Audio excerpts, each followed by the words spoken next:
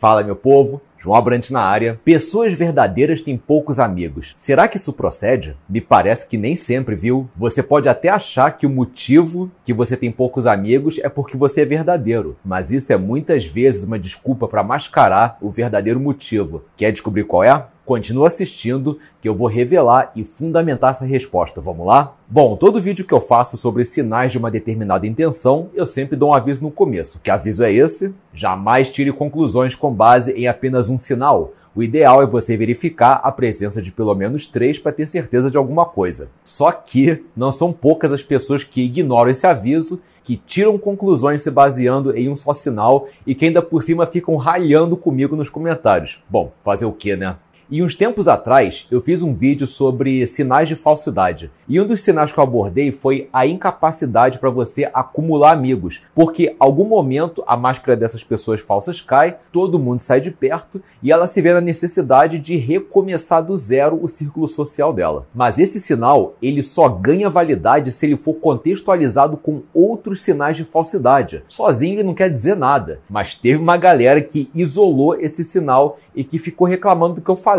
E o argumento era quase sempre o mesmo. Ah, que isso, nada a ver. Pessoas verdadeiras têm poucos amigos. E isso me deixou muito intrigado. Eu fiquei pensando assim, caramba, como tem gente que compartilha essa mesma visão, né? De que pessoas verdadeiras têm poucos amigos. Será que isso realmente procede? E foi aí que eu decidi correr atrás de uma resposta. E o que eu descobri? Que isso é extremamente relativo.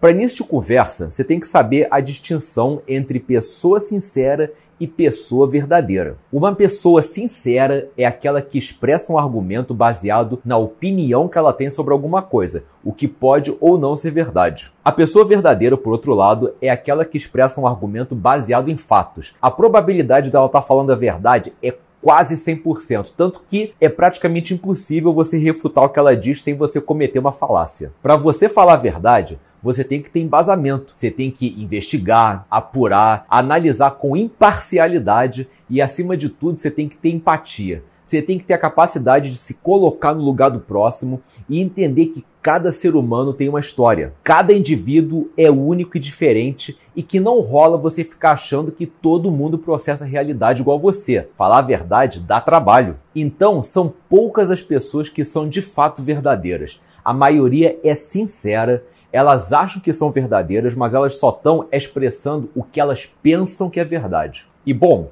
tem muita gente sem noção ou até mesmo estúpida que fica ofendendo, diminuindo os outros e crente que está sendo aquele exemplo de ser humano a ser seguido.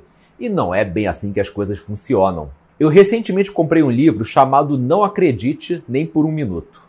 Nesse livro, 2 psicólogos e um psiquiatra discutem 40 crenças do senso comum que fazem mais mal do que bem para a humanidade, crenças que muitas pessoas seguem e que acabam fazendo várias dessas pessoas pararem nos consultórios desses profissionais, porque elas acabam meio que destruindo a vida delas. E uma dessas crenças é justamente essa, a de que sinceridade total é a melhor política. E, segundo eles, realmente a sinceridade é uma virtude, mas, assim como toda virtude, tanto a falta quanto o excesso podem ser prejudiciais. Por exemplo, coragem. Falta de coragem é covardia, mas o excesso de coragem já é imprudência. Toda virtude tem que ser equilibrada. Se você for sincero ou sincera de uma maneira excessiva ou pouco apropriada, você vai fatalmente enfrentar consequências desagradáveis. A verdade compulsiva, ela pode não ser tão destrutiva quanto a mentira compulsiva, mas isso não quer dizer que ela não possa ser tão devastadora. Se essa verdade, entre aspas, só serve para ferir ou para magoar uma pessoa,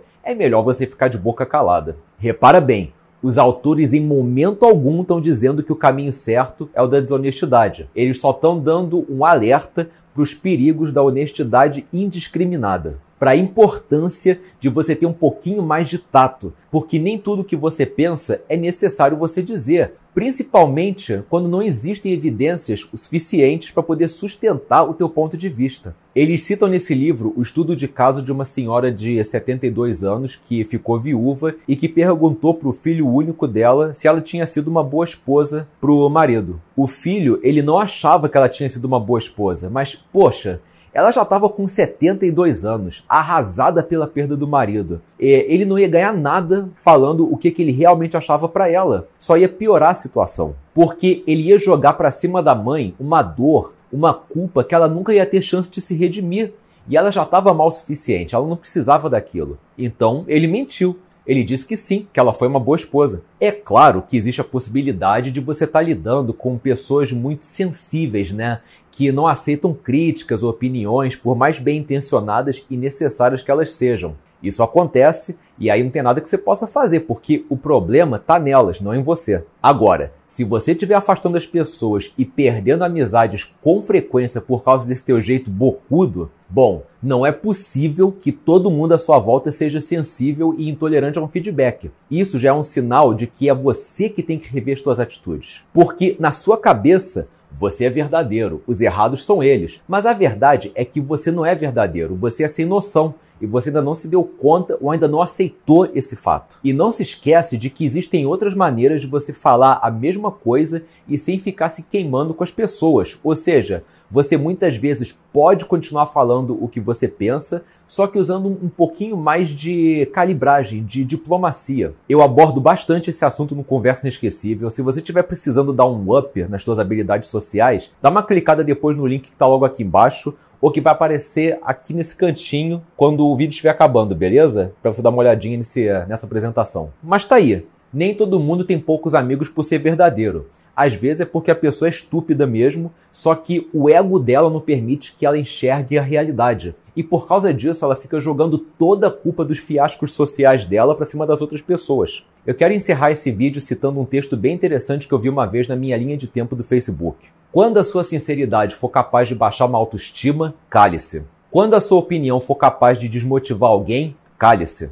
Quando a sua crítica construtiva for capaz de diminuir alguém, cale-se. Verdades sem empatia são apenas conveniências emocionais para satisfazer o seu egocentrismo. Fica aí a reflexão.